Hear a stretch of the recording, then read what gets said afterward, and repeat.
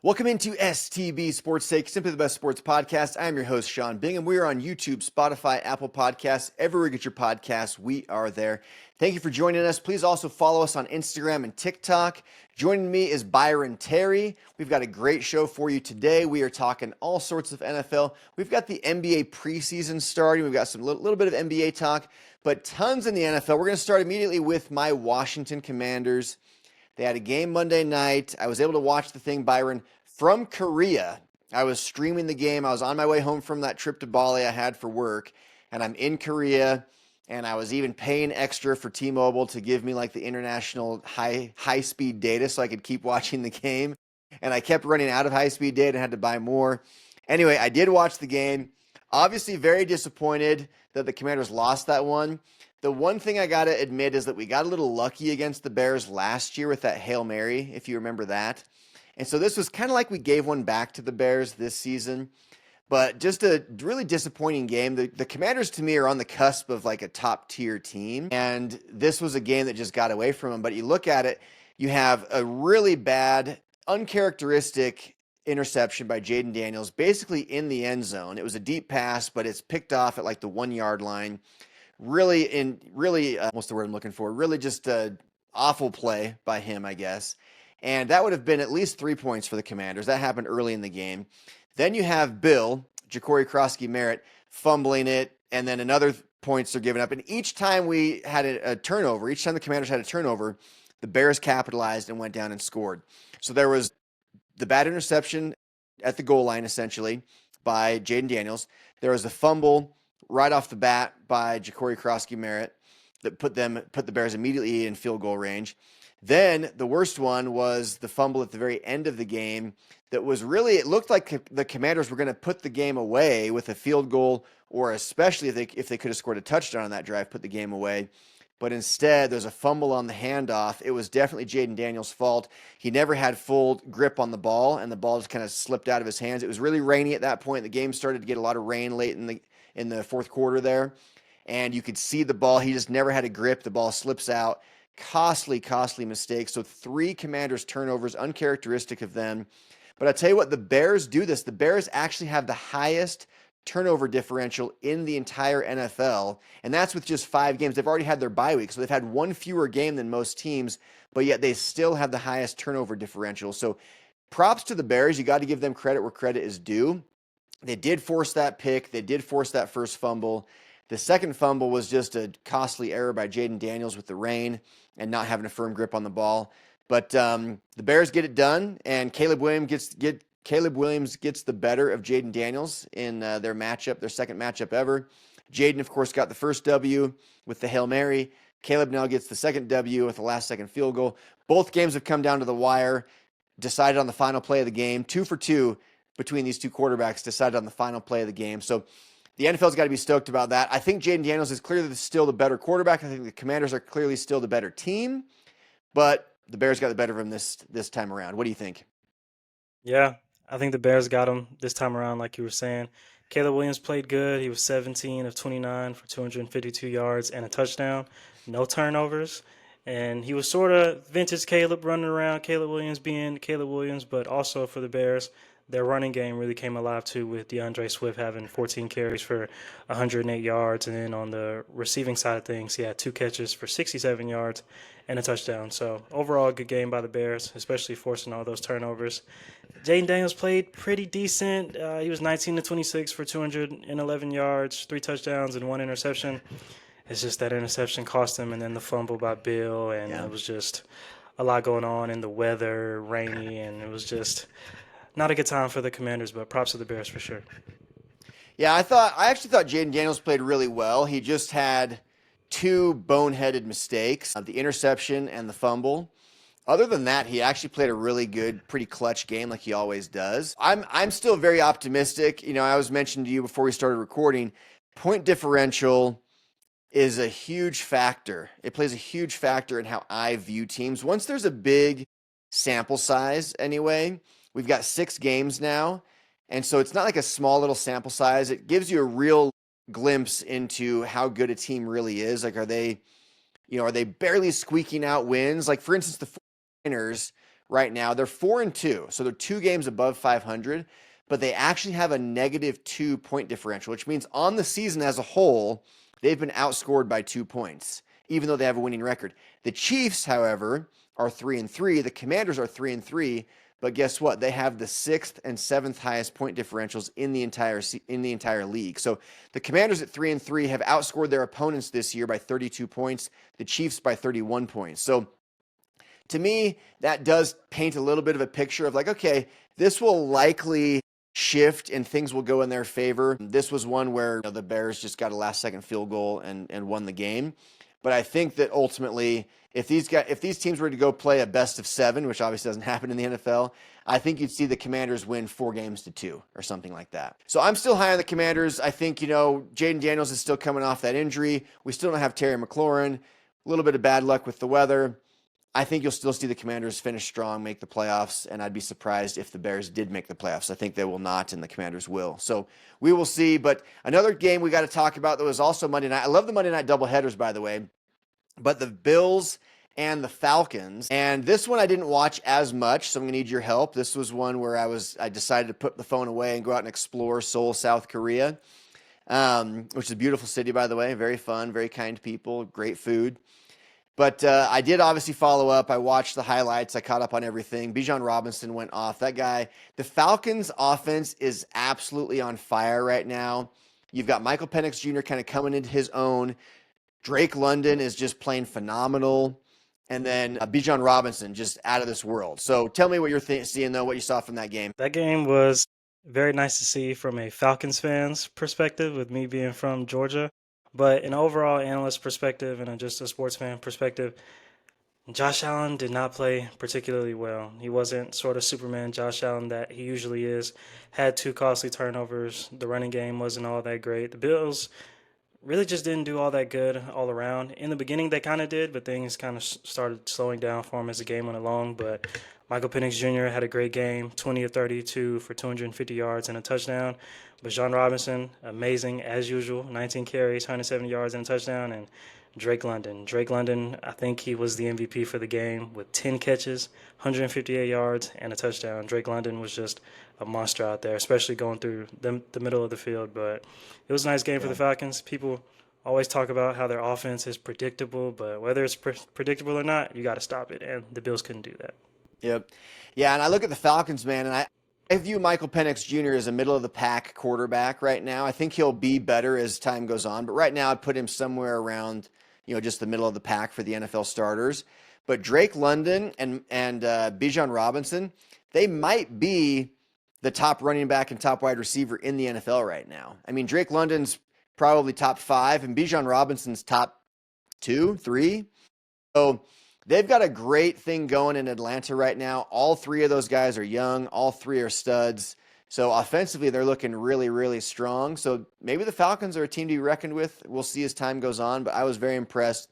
And like you said, the Bills, I don't know what happened to the Bills. They, to me, they were a team that was like Super Bowl favorites maybe even, and they've just not looked good the last little bit. I don't really know why or how or what changed or what shifted. I would imagine they'll get it back on track, but right now it's not been great. So another game we got to talk about, though, is, and this one was on Sunday, of course, so it's been 3 days now, but the Chiefs and the Lions. That was a big showdown. Everyone wanted to see what was going to happen here.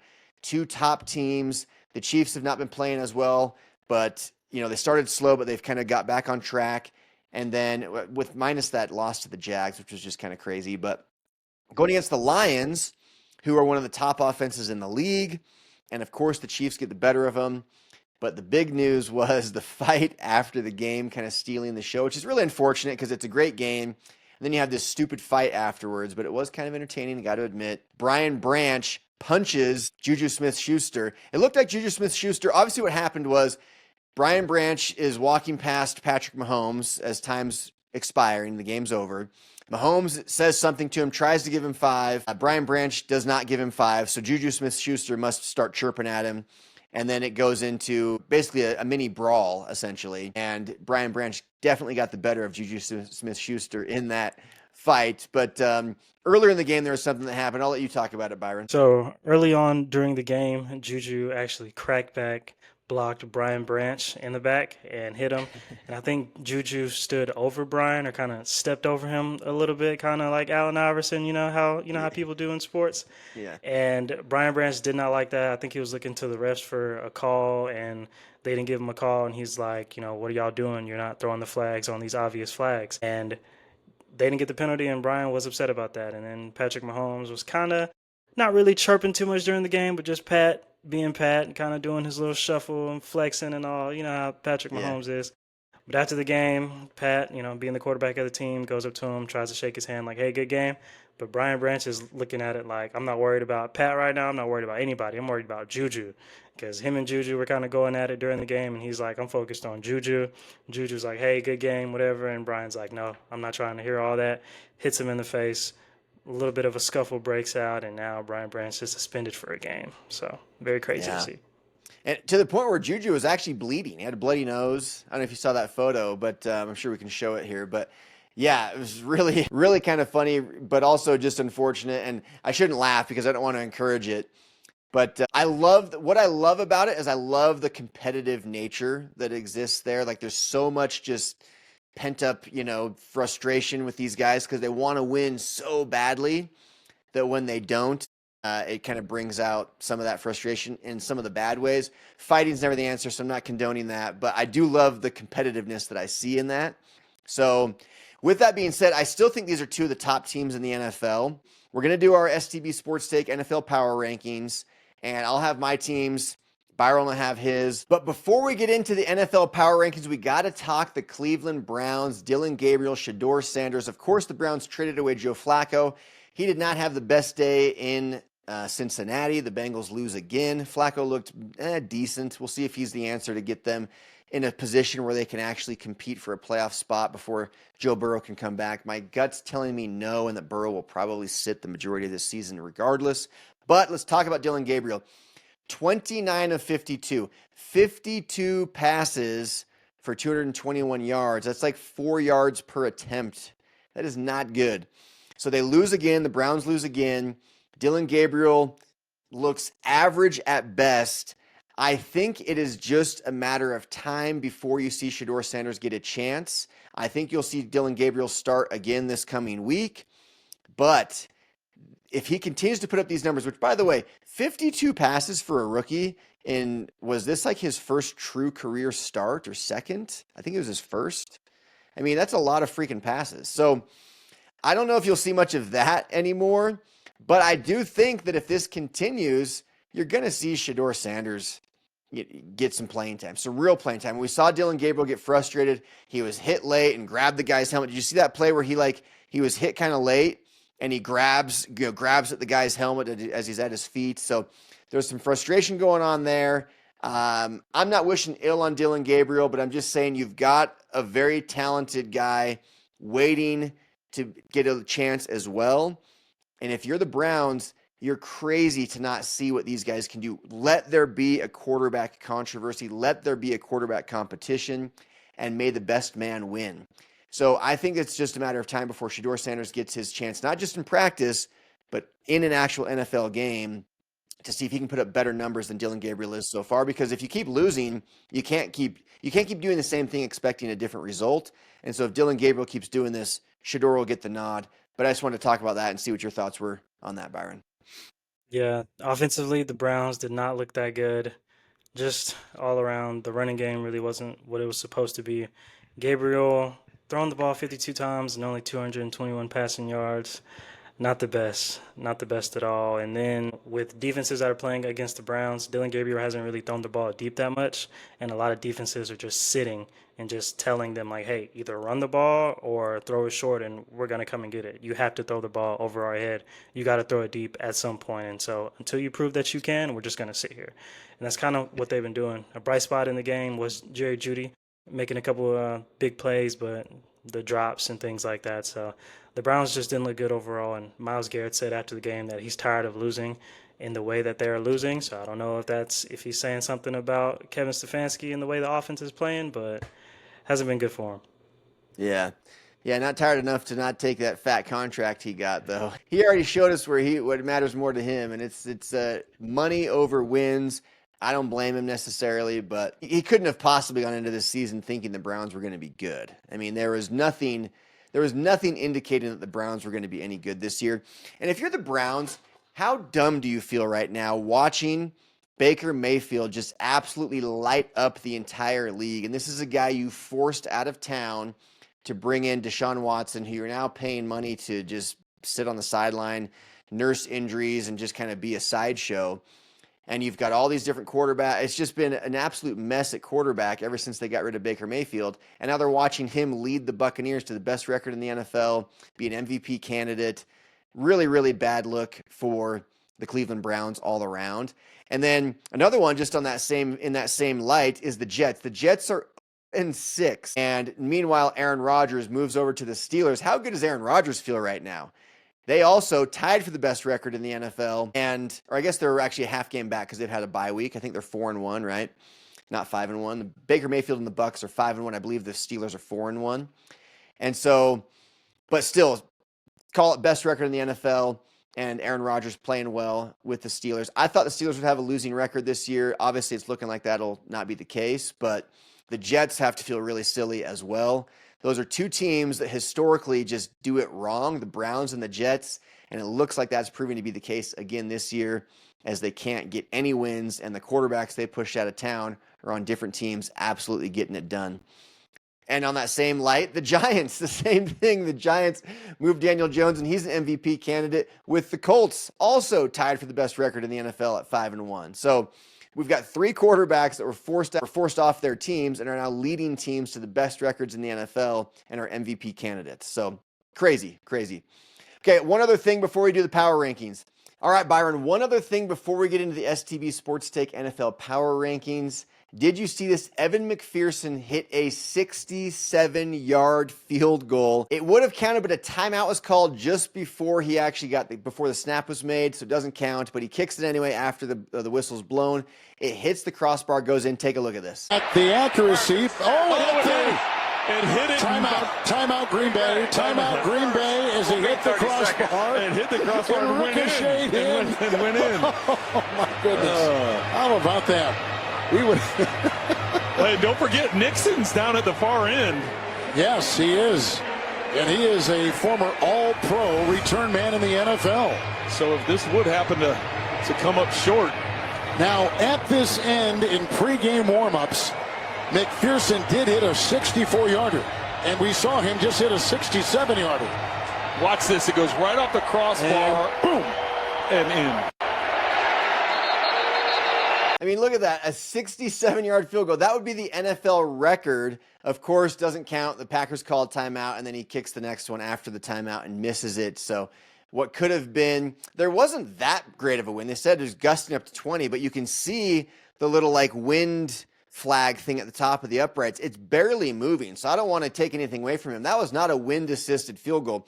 He just absolutely crushed that ball. A shame it doesn't count because that would be the all-time NFL record, but instead doesn't count and he missed the next one. But worthy of mentioning, Evan McPherson absolutely can kick that thing. Okay. Florida Gator too, by the way. Is he a Florida Gator? All right, it is time for the STB Sports Take NFL Power Rankings. Week 6 is in the books. We are moving now into Week 7. And this is a crazy season, Byron. I mean, we have not seen any one team be quite what we thought they would be. I expected the Bills to be a little bit better. I expected the Ravens to be much better. I expected the Chiefs to be better. Nobody expected the Colts to be as good as they are. This is why I love the NFL. How can you not love the NFL? There's so much parity in this league. It's amazing. But here are the Week 6 NFL Power Rankings starting. I know I said I was going to do 5, Byron. I've got 10 teams. I'm going to go through all 10 of them quickly. At number 10 at the bottom, I've got the Denver Broncos. This team has 30 sacks already. They are averaging 5 sacks per game. This defense is phenomenal. You couple that with the offensive genius of Sean Payton and the solid play of Bo Nix. I think the Broncos are a team to be reckoned with. I've got them coming in at number 10. At number 9, I have my Washington Commanders. I think they are on the up and up. They're 3-3, but again, they have the 6th highest point differential in the league. They've dealt with a couple of games without Jaden Daniels, a couple of games without Terry McLaurin. Those are their 2 offensive leaders, the most important players on that offense. I think you'll see that team continue to click and get better. Commanders at number 9. At number 8, I have the Pittsburgh Steelers. Aaron Rodgers is looking solid. He's not looking like MVP Aaron Rodgers, but he's looking like very solid quarterback, very reliable Aaron Rodgers. And of course, Mike Tomlin's defense always steps up. They're looking very good defensively. Steelers at number 8. At number 7, I have the Jacksonville Jaguars. They've been playing solid. They're 4-2. They beat the Chiefs. They've got some good wins under their belt. I'm going to go with the Jags at number 7. At number 6, this is surprising, but I've got the Buffalo Bills outside the top 5. Bills at number 6. The Bills started 4-0. I thought they were the best team in the league, and now in the last 2 weeks, they've lost 2 in a row to the Patriots and then the Falcons back-to-back. Both games I didn't expect to happen. Both games did. Both games burned me, by the way, on my Surefire 5, so shame on the Bills for doing that to me. But they're still the Bills. They've still got Josh Allen. They've still got James Cook. I still think they're going to be fine, but I can't have them in the top 5 after 2 straight losses. So they're at number 6. At number 5, similar story here. The Eagles, defending champs, but losers of 2 straight, including to the Giants. Who loses to the Giants? So losers of 2 straight, but they are the defending champs. They've had a little injury issues with Saquon Barkley, but I think you'll see they've got the drama with A.J. Brown, all this stuff going on. I got to think the Eagles will get it back on track, but I've got the Eagles at number 5. Because they're defending champs, because they have a winning record, I still got them in the top 5 despite 2 straight losses. At number 4, I don't think this is going to last. I don't think it'll hold up, but I got to put the Colts in here. You can't take it away from the Colts. They're 5-1. You've got Daniel Jones balling out. You've got Jonathan Taylor, probably the best running back in the league right now, right there with Bijan Robinson, in my opinion. And so Jahmyr Gibbs, you've got a few guys that are right there, but Jonathan Taylor is at the top, leads the league in rushing right now, over 100 yards per game. Daniel Jones is playing mistake-free football, something we didn't see him do very much in New York. So the Colts at 5-1, I've got them number 4 on the power rankings. At number 3, the Kansas City Chiefs. I know they're only 3-3, but they are the Chiefs. They still have Patrick Mahomes. They still have Andy Reid. Rashee Rice will now be coming back after his 6-game suspension has now completed. I think you'll see the Chiefs continue to win, absolutely end up in the playoffs, win in a game or 2, and be competing for Super Bowl yet again. So the Chiefs at number 3. At number 2, I have the Detroit Lions. They're explosive. I know they just lost a rough game to the Chiefs, but I still think they're one of the best teams in the NFL. Not every team's playing great this year. Not every team's every week is, any given Sunday, anything can happen. But I still think the Lions with Jared Goff, the best backfield to me in the NFL is Jahmyr Gibbs and David Montgomery. We've got Amon-Ra St. Brown, Aiden Hutchinson. They're just an explosive, solid team. So to me, the Lions are still top-tier contenders at number 2. And then at number 1, I've got the Tampa Bay Bucks. Baker Mayfield balling out, and this entire Tampa Bay team seems to be rallying around him and this winning attitude. And I think the Buccaneers, at this point in the season anyway, are the best team in the NFL. Now, all that being said, I don't know that this is how it's going to finish the season. In fact, I would be shocked if it did. I think you're going to see teams like the Ravens come clawing back. I think you're going to see the teams like the Commanders and Eagles come rising up even more and more. The Chiefs, absolutely. The Bills. So to me, you'll see a lot of shakeup over the next few weeks. But as of right now, I got to give credit where credit is due. And that's how I see it right now for the power rankings. Byron, what do you think? I like it. I like it. Very solid, very solid. I think the Colts will continue their reign of dominance, by the way. Go Colts. But I do have my top 5, so I'm going to go from 5 to 1. And at number 5 right now, I have the LA Rams. Rams are playing well, coming off some big wins, especially against the Baltimore Ravens with a depleted defense. I expected them to score more points than they did, but I think the Rams are still solid.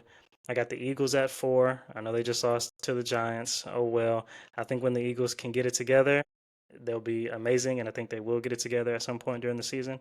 Number 3, I got the Lions. Lions have played well. I know they just lost to the Chiefs, but I still think the Lions are all around one of the best teams in the league. And at number 2, Kansas City Chiefs, especially with Rashee Rice coming back. Kansas City's really been clicking on offense. Xavier Worthy's back. Travis Kelce's playing well. They're getting Rashee Rice back. Pat Mahomes, of course. And number 1, I have the Tampa Bay Buccaneers. Baker Mayfield is looking like the MVP, and they're just playing great and playing some really good games and really good football. Yeah, so the question is, will the Bucs actually compete for a Super Bowl? I don't think they will. That's what's crazy. Right now, I think they're the best team in the league. I think they've earned that number 1 spot. I put them there myself. But do I think they're actually going to compete for a Super Bowl when it comes to time for the playoffs?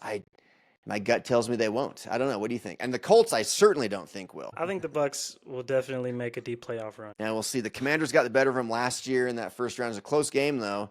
And then the Commanders blew out the Lions and then got blown out by the Eagles. That was kind of how the NFC went last year. But this year, going to be the NFC is stacked, man. I mean, you look at like that NFC West, 49ers, Rams, Seahawks, all solid. Even the Cardinals, the Cardinals aren't as good, but they're not some crappy team. That's a stacked division there. NFC East is always pretty competitive. The Cowboys and Giants, not so much this year, but Eagles and Commanders are always right there. And then in the South, it's really just the Bucks. But the Panthers aren't as bad as we thought they were going to be. The Falcons are a little bit better than we thought they were going to be. The Saints, of course, are garbage, though. But the NFC is pretty stacked. For sure. Absolutely. And then, yeah, we didn't even mention the North. Packers, Lions. The Bears aren't bad this year. I mean, it's a pretty good. The Vikings are not not at anything that they were like they were last year. Well, there's another team. That's a fourth team that shoved their quarterback away only to watch him go and flourish with another team. The Seahawks are flourishing with Sam Darnold, and the Vikings are not doing so hot. So that's a fourth team that shoved a quarterback out of town and have to watch him go flourish somewhere else. Yeah, crazy mix-up going on in the NFL, but I like the surprises. Love it. All right, we're going to go immediately from the STB Sports Take NFL Power Rankings into the STB Sports Take MVP ladder. 5 guys climbing the ladder. Who's at number 5? Who's at number 1? Who's knocking on the door? Here's what I've got so far. At number 5, I have Bijan Robinson. Obviously, MVP is almost always a quarterback award, but I'm going to actually have 2 non-quarterbacks on this list this week. Bijan Robinson is balling out. He's over 800 yards from scrimmage. He can catch it out of the backfield. Obviously, he's electrifying when he gets the ball in any way, shape, or form. But when you can hand it off to a guy and you can throw it down the field to him, and he can get touchdowns either way, he can be explosive either way. He is a key reason why the Falcons are winning games. So Bijan Robinson at number 5. At number 4, I have Daniel Jones. I mean, do I think it's going to continue? No, I do not. But do I think he's earned it right now to be in this talk? Yeah, he's the quarterback of the team with the best record in the NFL, highest point differential in the NFL. He's balling out. Only 8 touchdowns in 6 games, which isn't great, but he's playing relatively mistake-free football, and he's leading this team to wins. He's getting great yards passing, high completion percentage. Got to give props to Daniel Jones, coming in at number 4 on the MVP ladder. At number 3, Patrick Mahomes. I think he's only going to keep climbing too. Mahomes is the only reason to me why the Chiefs are actually 3-3 and not more like 2-4 or even potentially 1-5. He is still the heartbeat of this team. He's working with a mediocre at best wide receiving core.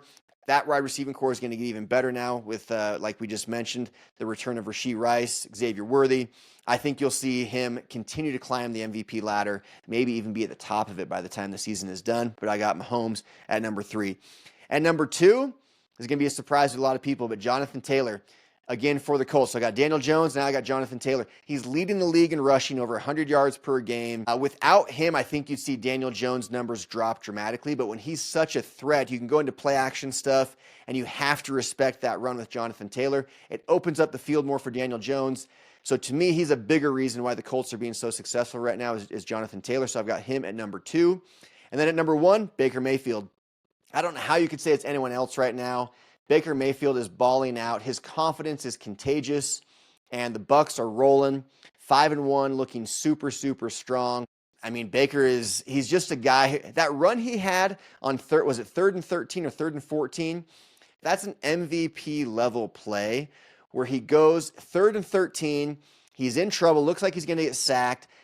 Gets away from those guys. Then it looks like he's going to get tackled for like a 4-yard gain. It's going to be 4th and long. We're going to have to punt. He jukes that guy and then bulldozes into another guy and stretches out, gets the first down. I mean, that's the type of play that wins you an MVP award. That's the type of play that gets all of your teammates to rally around you and want to follow your lead. So to me, Baker Mayfield is the undeniable top guy on the MVP ladder. Yeah, I agree. And I love the way Jonathan Taylor has been playing, and not just because I'm a Colts fan and he's one of my favorite running backs, but I love how he's been playing. Daniel Jones hasn't been I don't want to say not throwing them to victory, but he's just doing what he's supposed to do. He's just doing his job, and he's letting the running game do what it does. And he's been playing mistake-free football, like you were saying. And Bijan Robinson, just amazing. He can do it all. One of the best running backs in the league, if not the best.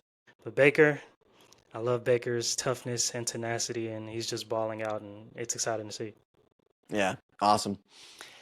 Okay, well, it's time for one of our favorite segments. Is he him? Byron's got 7 names. He's going to holler out at me, and we were going to debate, is he him? Byron, take it away. All right, first up, we got Atlanta Falcons running back Bijan Robinson. Is he him?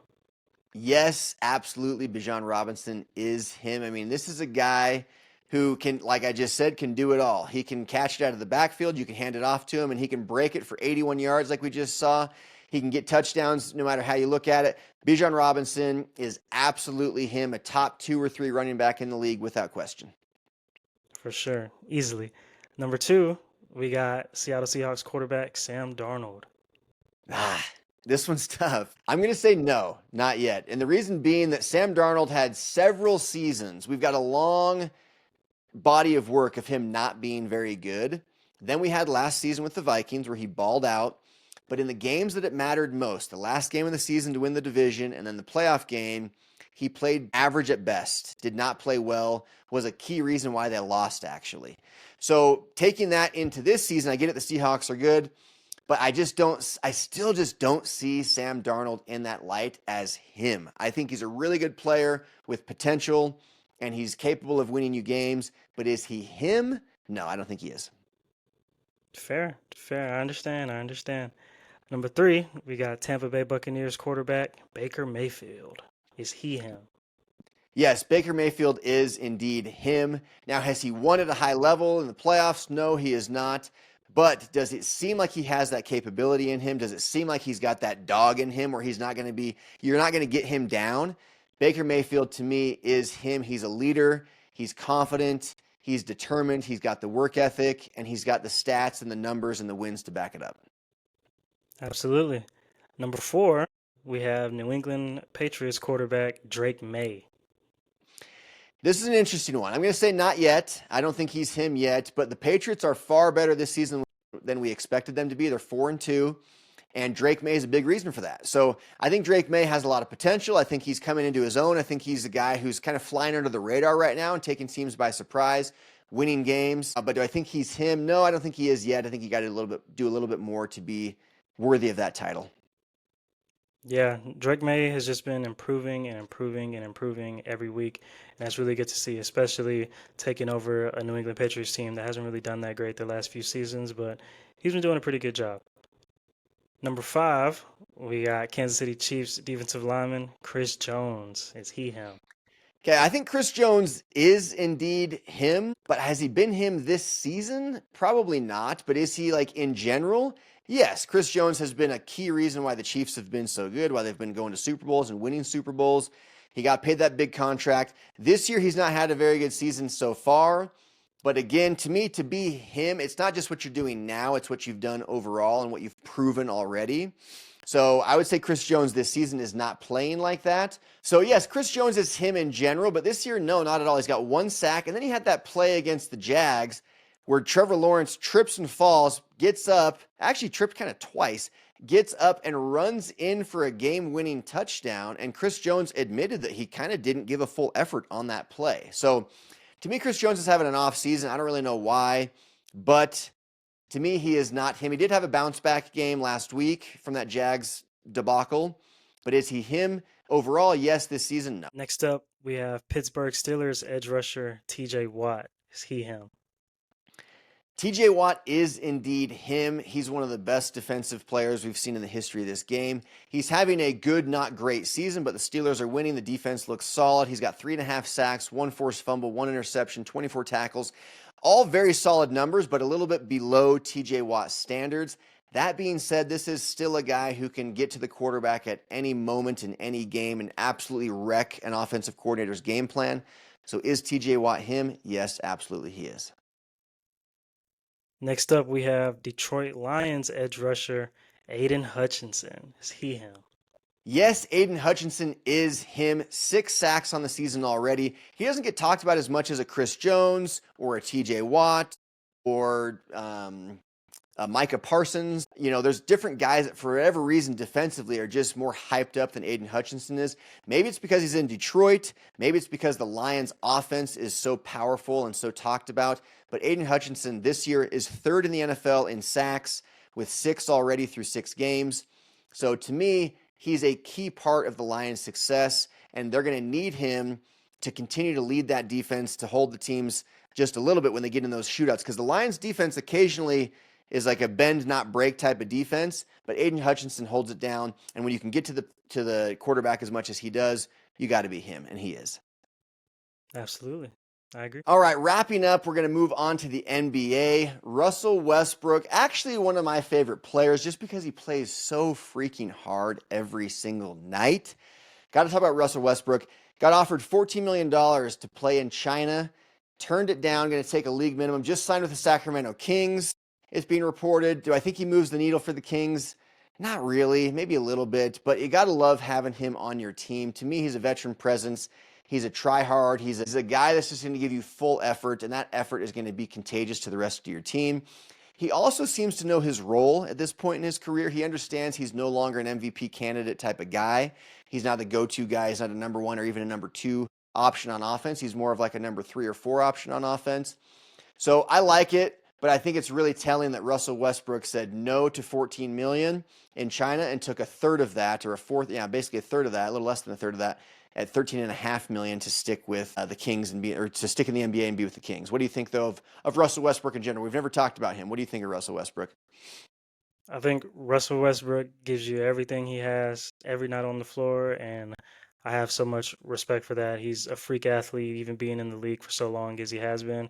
Freak athlete, really good with the ball, playmaker, and I'm excited to see how he does in Sacramento, especially with DeMar DeRozan. Yeah.